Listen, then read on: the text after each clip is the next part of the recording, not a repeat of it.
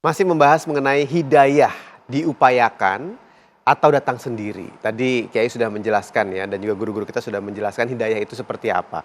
Yang ingin saya tanyakan berikutnya adalah apakah apabila kita sudah mendapatkan hidayah lalu bisa hilang hidayahnya, dan bagaimana untuk mempertahankannya, dan bagaimana untuk bisa selalu menjaga agar tidak kemana-mana hidayahnya. Nah, Kiai, ini yang silakan. cakep, semuanya berkaitan dengan kondisi apa yang bergerak dan berjalan di tengah kehidupan kita hari akhir belakang ini. Bergerak dan berjalan. Bergerak dan berjalan, artinya adalah tidak pernah berhenti itu datang tangan orang kepada kita.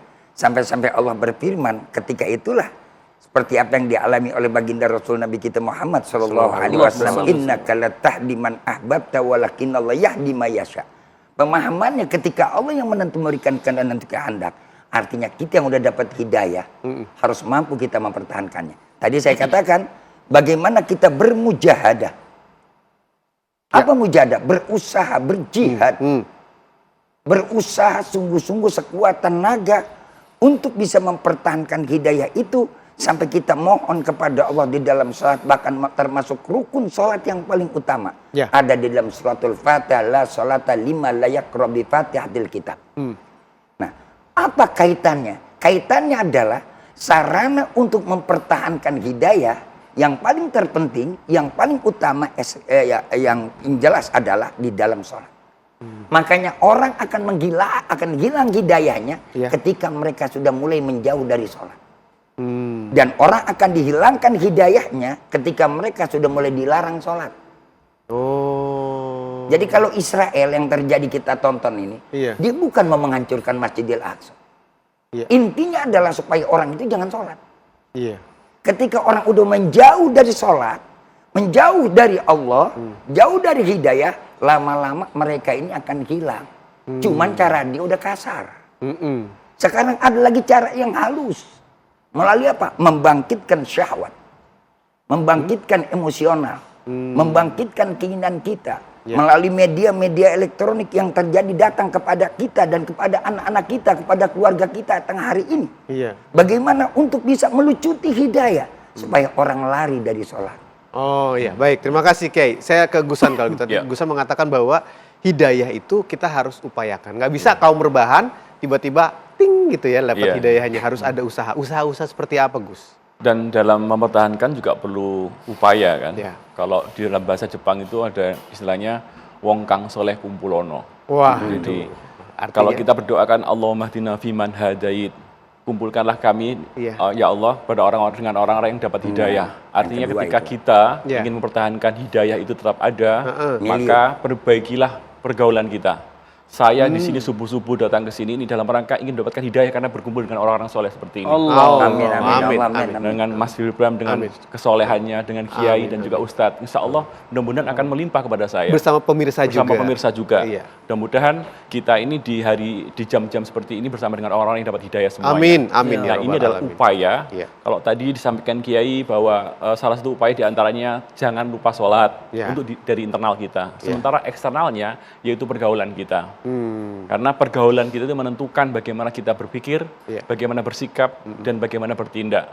Kalau pergaulan kita mengcover dan menjadi hijab dari hidayah itu sendiri, maka segera jauhilah. Karena itu menjadi pergaulan yang sangat toksik. Kalau sudah toksik seperti itu akan berpengaruh kepada peracunan dalam diri kita sendiri, dan hidayah akan semakin menjauh dari diri kita. Mungkin seperti itu ya. Untuk mendapatkan hidayah, saya ke Ustadz Azhari kalau gitu. Untuk mendapatkan hidayah yang semakin besar, semakin kuat, itu bagaimana? Menjaganya juga, meraihnya juga. Saya kira kalau hidayah itu kita ibaratkan tunas, benih, maka cara menjaga benih ini agar berbuah ranum, rindang, dan seterusnya, kita memerlukan satu tanah yang baik. Benih dengan tanah yang baik, pH-nya sesuai nggak nih tanah? Tanah itu adalah simbol dari orang tua. Orang tua. Semua kita punya benih hidayah. Kullu mauludin yuladu 'alal fitrah. Setiap anak dikasih given oleh Tuhan fitrah untuk beragama. Fitrah bertuhan. Tetapi mentalnya menjadi Majusi, Yahudi, dan seterusnya tergantung orang tuanya. Tergantung tanahnya. Karena itu ada satu riwayat tuh, takhayyaru linutafikum fa innal irqa dassas. Pilih-pilih kamu punya pasangan karena genetik itu menurun. Karakter itu menurun. Kata Nabi, fa innal irqa dassas. Tergantung tanah. Oke. Yang kedua setelah tanahnya baik untuk punya benih yang ranum tadi, tunas yang berkembang, kita harus siram tuh tanaman, benih. Ada matahari, ada air. Ini simbol dari siraman ruhani. Kita ngaji, kita ta'lim, kita bermajelis, kita pondokin anak. Fadzakir fa inna dzikra tanfa'ul mu'minin. Kasih peringatan karena peringatan itu bermanfaat buat orang beriman. Peringatan itu adalah siraman ruhani tadi, air dan matahari. Yang ketiga, supaya benih tumbuh ranum, tunasnya berkembang, kita perlu pagar.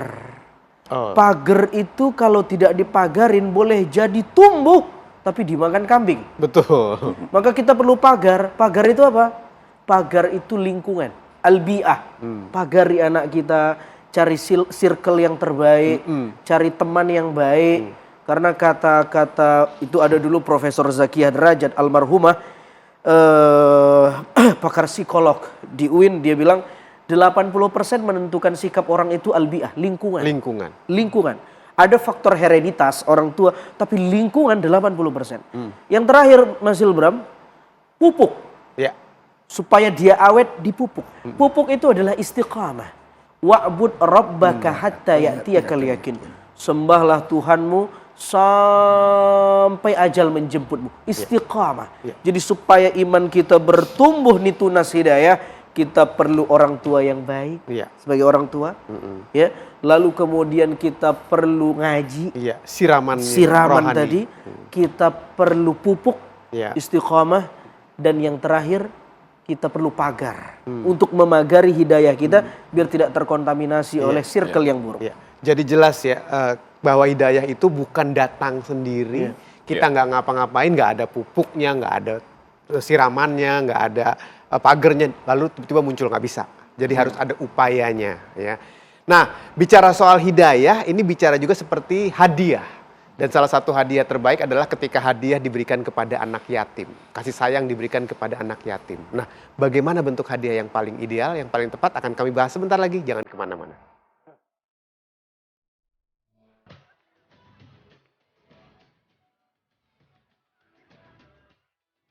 Seperti inilah keramaian warga di Taman Alun-Alun, Kota Bandung, Jawa Barat.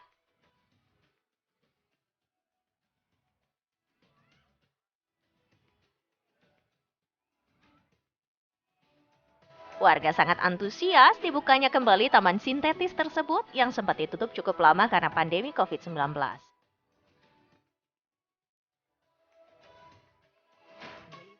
Para pengunjung menikmati suasana sejuk Kota Bandung sambil menunggu waktu azan maghrib berkumandang. Selain bisa bermain dengan keluarga, para pengunjung nampak asyik berfoto dengan latar belakang Masjid Raya Agung Bandung.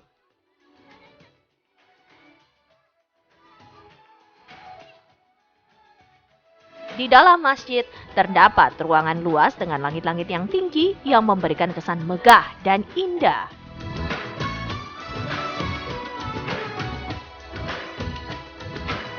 Hal itu menjadikan tempat ini tak hanya dipakai untuk ibadah, tapi juga sebagai wisata religi.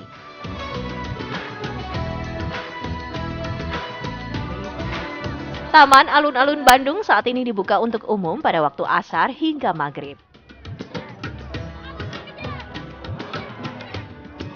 Para pengunjung dilarang memakai sepatu atau sandal dan juga dilarang makan. Dari Bandung, Jawa Barat, Asep Barbara, TV One mengabarkan.